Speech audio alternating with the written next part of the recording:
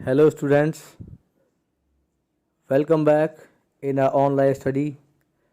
Chapter number 3rd. This is the poem number 3rd of the book Beehive, Rain on the Roof. This is written by Court Skinny. Students, today I will explain this poem, but first of all, before that, let me explain you about the meanings. Means I want to tell you the meanings of some words that are given in our book. So I will tell you these meanings stanza wise. So let's start the meanings of the first stanza, that is when the humid shadow hover से लेके soft rain overhead. तो word meanings में first meaning is humid, HUMID. Humid means moist. This is, हम इसको नमी भी बोलते हैं. And humid shadows means black clouds having humidity, means काले बादल जिनमें बहुत ज़्यादा नमी होती है. हावर मीन्स रिमेन इन एयर अलॉफ्ट, हवा में मंडराना, यानी कि जो बादल होते हैं हवा में जिस तरह से घूमते हैं ना, दैट इज कॉल्ड हावर. स्टेरिस्फेयर्स यानी स्काई फुल ऑफ स्टार्स, ऐसा स्काई, ऐसा बादल जो तारों से भरा हुआ है. मेलंकोली मीन्स सैड, उदास या गमगीन. जेंटली मीन्स पोलाइटली, विनम्रता से. And bliss means great happiness, में बहुत ज़्यादा एक्साइटेड हैप्पीनेस. ब्लिस मीन्स परम जिसे बोल सकते हैं हम. पिलो मीन्स कुशन, तकिया. और next word is chamber means room, कमरा. चैम्बर वर्ड यहाँ पर एक रूम के लिए यूज किया गया है, कमरे के लिए ही. And patter means beat of the rain. This is the sound of the rain, यानी बारिश का पटपटाना. बारिश जब गिरती है तो जो साउंड होता है उसका, उसे बोलते हैं patter. Overhead means above the head, सिर के ऊपर. यानी ओवरहेड का मतलब बिल्कुल जस्ट एबव द हेड, सिर से ऊपर कुछ भी चीज़ हो उसे बोलते हैं एबव द हेड. सो मैं इसे हिंदी में एक्सप्लेन करूंगा. The first stanza is when the humid shadow hover over all the starry spheres and the melancholy darkness gently weeps in rainy tears. The poet is saying, poet कह रहा है कि जब काले नमी वाले बादल तारों भरे आकाश में चारों ओर मंडराते हैं और उदासीन यानी कि दुखी, दिल को दुखी कर देने वाला अंधेरा बहुत ही पोलाइटली क्या करता है, जो वर्षा रूपी आंसू है यानी कि रेन रूपी जो टीयर्स हैं उन्हें बहाकर रोता है. तो what a bliss to press the pillow of a cottage chamber bed and lie listening to the patter of the soft rain overhead. तो ऐसे में जो कुटिया के शयन कक्ष में, यानी कि जो मेरा रूम है, बेडरूम है, उसमें तकिए पर लेटने में और लेटे हुए सिर के ऊपर हल्की हल्की बरसात की टप टप सुनने में कितना आनंद आता है, कितना मज़ा आता है. तो जो पोइट हैं वो कह रहे हैं कि काले नमी वाले बादल जब आकाश भरे तारों में, तारों से भरे आकाश में चारों ओर मंडराते हैं और एकदम अंधेरा जो है हमारा सबसे ज़्यादा उदास अंधेरा क्या करता है, बहुत ही विनम्रता से पोलाइटली वर्षा रूपी आंसू अपने बहाता है. तो जो मेरा कमरा है, जो मेरा बेडरूम है, मेरे मकान का जो बेडरूम है, उसमें तकिए पर लेटने में और लेटे हुए सिर के ऊपर हल्की हल्की वर्षा की टप टप सुनने में कितना आनंद आता है. Now second stanza. This is from every tinkle to upon the roof. Word meaning tinkle. Tinkle means tingling sound. जो साउंड होता है ना टन टन बरसात का, जब टीन के ऊपर बरसात गिरती है तो टन टन की आवाज़ होती है, उसे कहते हैं टिंकल या tingling. Shingles means thin strips of would, यानी यहाँ पर जो तख्ता होता है एक, उसको बोला गया है सिंगल्स. और इको रिसाउंडिंग यानी कि जो गूंज होती है, आवाज़ को जो गूंज होती है उसको बोलते हैं इको. और fancies means mental images. Whims यानी कि जिन्हें हम बोलते हैं इमेजिनरी जो थिंग्स जो होती हैं, उस तरह से कल्पनाएं हमारी. And busy being means busy person, व्यस्त व्यक्ति, बहुत ज़्यादा बिजी रहने वाला। Recollections means recalling to mind, यानी कि जो यादें होती हैं, स्मृतियाँ होती हैं, यादें, उनको बोलते हैं रिकलेक्शंस।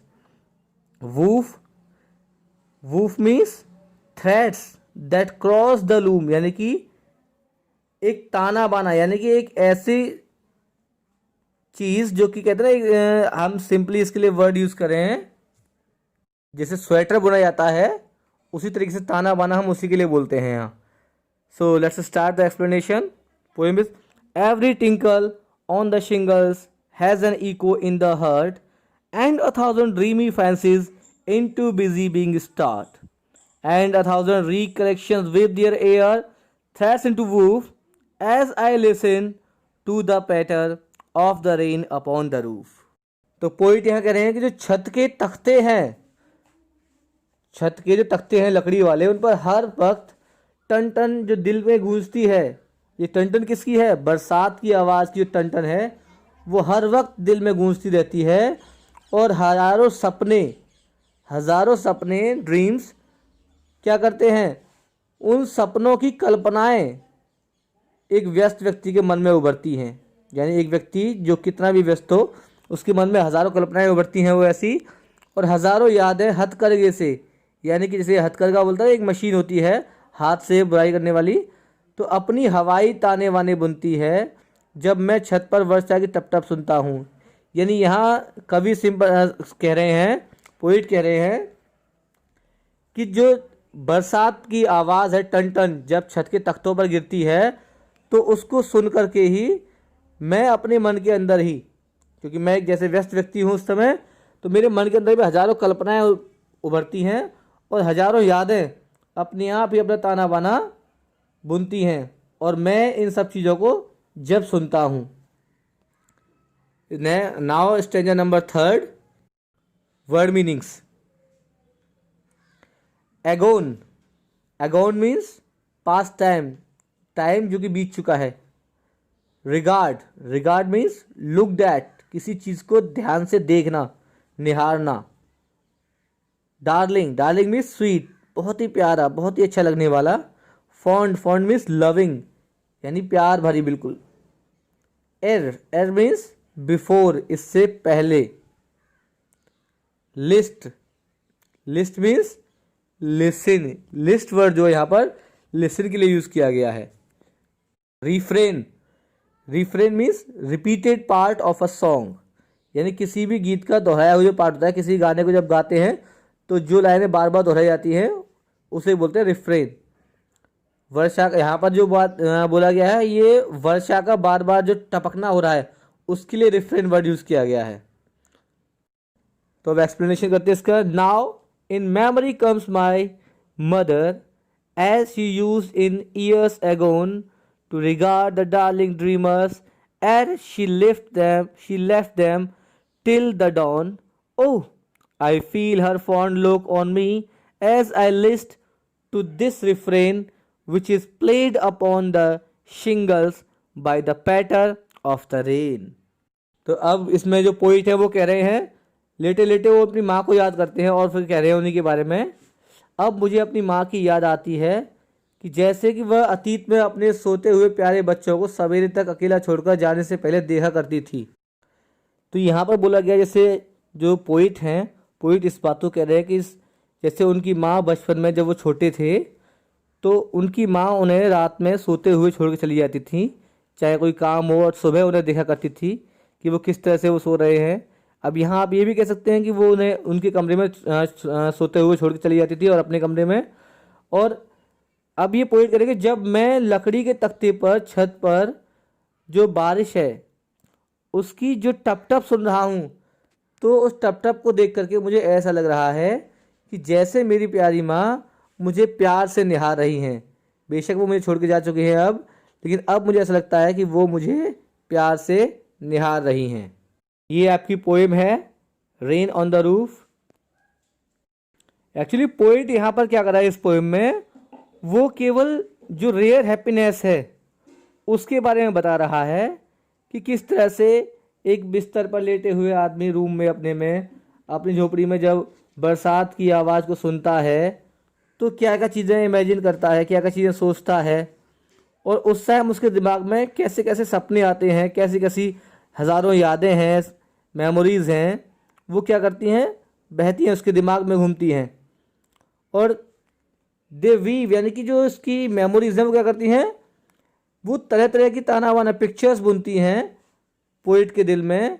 और एक पिक्चर सबसे ज़्यादा टची है उसके लिए, जो कैसी है, जो उसे लेके जाती है उसके बचपन के दिनों में, जब उसकी माँ उसे सुलाती थी और उसे सोता हुआ छोड़ करके फिर चली जाती थी, सुबह ही फिर उसे देखती थी। उस चीज़ को ये सोच रहे हैं, बता रहे हैं किस तरह से पोइट क्या फील करता है।